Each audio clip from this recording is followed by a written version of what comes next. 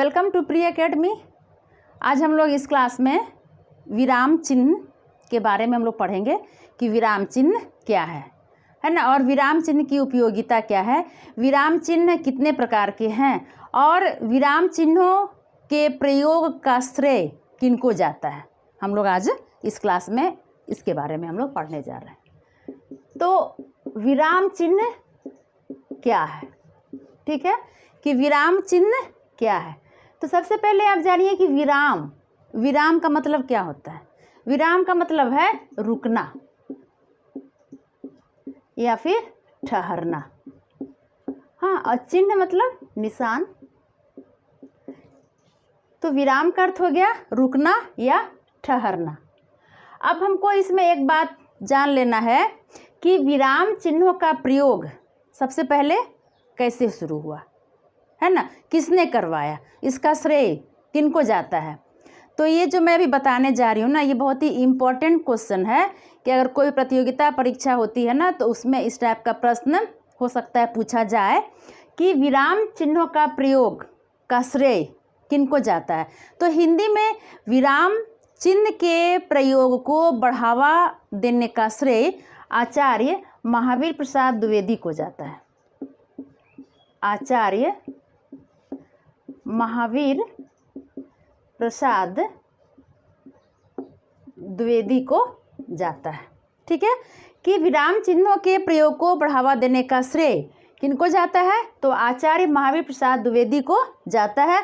और इनकी एक प्रसिद्ध पत्रिका है सरस्वती पत्रिका, ठीक है, और इस पत्रिका के माध्यम से ही आचार्य महावीर प्रसाद द्विवेदी जी ने लेखकों और कवियों को विराम चिन्हों के महत्व से परिचित कराया है, ठीक है, कि महावीर प्रसाद द्विवेदी जी ने अपनी पत्रिका के माध्यम से लेखकों और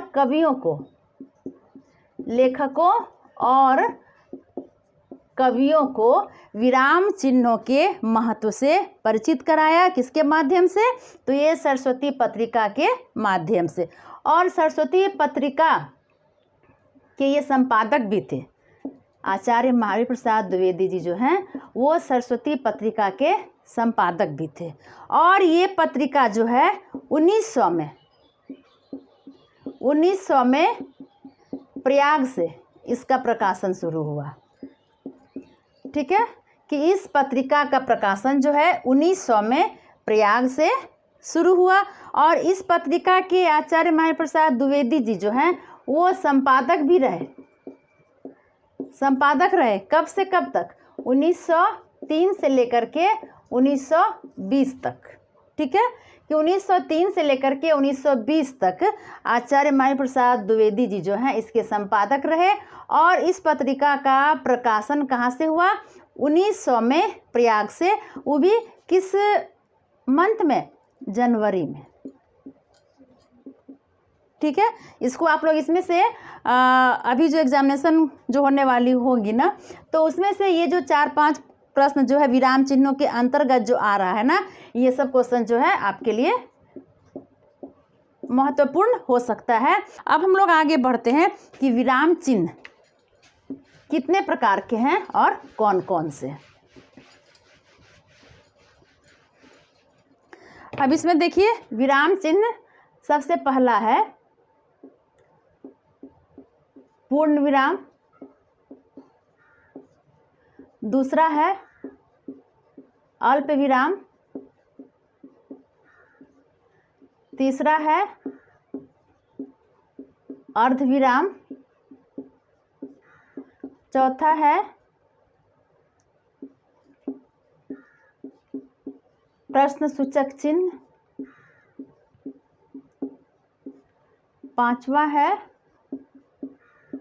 विस्मयादि बोधक,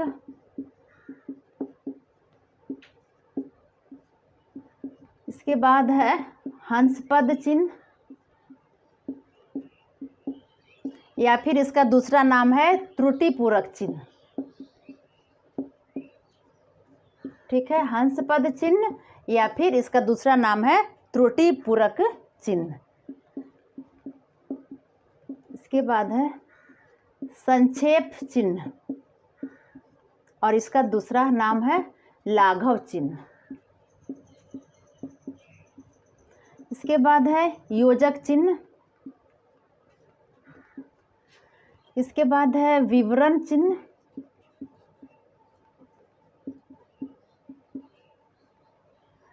कितना हो गया, एक बार काउंट कर लेते हैं। पहला, दूसरा, तीसरा, चौथा, पांचवा, छठा, सातवां, आठवां, नौवां, 10वां में है कोष्टक चिन्ह।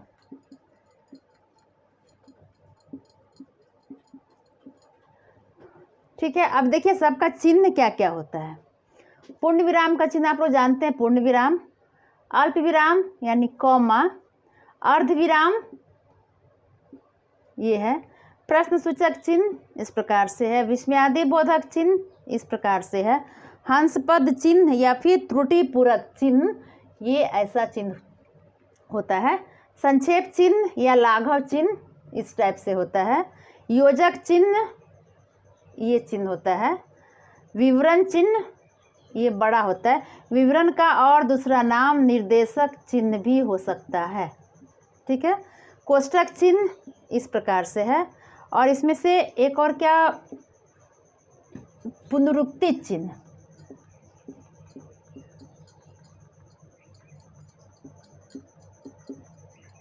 है ना, इसका चिन्ह इस प्रकार से है। उसके बाद 12वां में है अवतरण चिन्ह।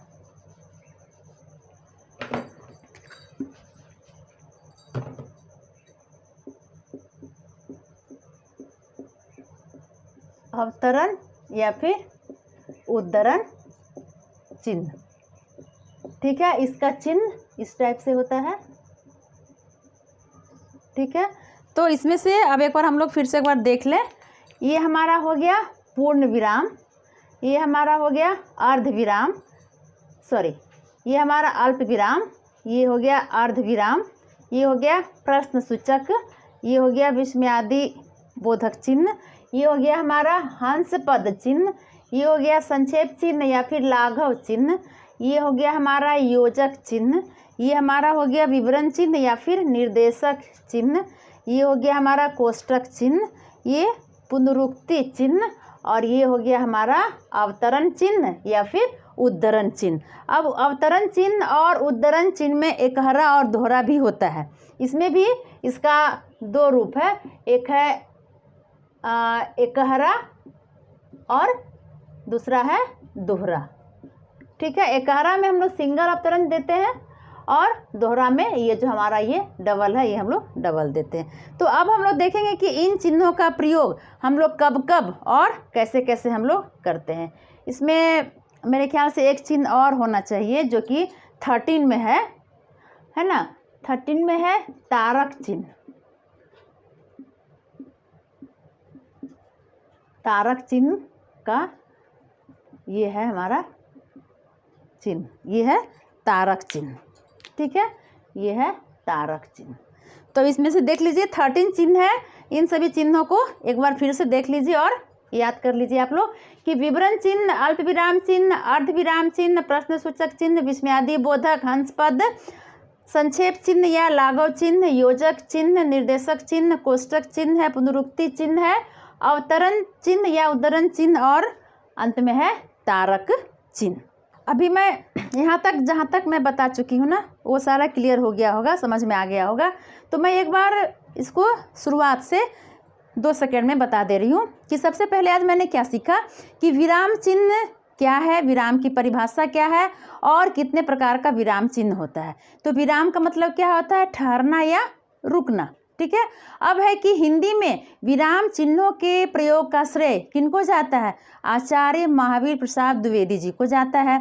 और इनकी एक प्रसिद्ध पत्रिका है सरस्वती पत्रिका, और इसी पत्रिका के माध्यम से आचार्य महावीर प्रसाद द्विवेदी जी ने लेखकों और कवियों को विराम चिन्हों के प्रयोग से परिचित करवाया। और इस पत्रिका का प्रकाशन जो है वो प्रयाग से जनवरी 1900 में शुरू हुआ, और इस पत्रिका के संपादक आचार्य महावीर प्रसाद द्विवेदी जी कब से कब तक रहे, तो 1903 से लेकर के 1920 तक इस पत्रिका के वो संपादक रहे। अब हम लोग अगले क्लास में जानेंगे कि इन सभी चिन्हों का प्रयोग कब कब और कहाँ कहाँ और कैसे कैसे होता है। तो अगले क्लास में हम लोग इसके प्रयोग के बारे में हम लोग जानेंगे।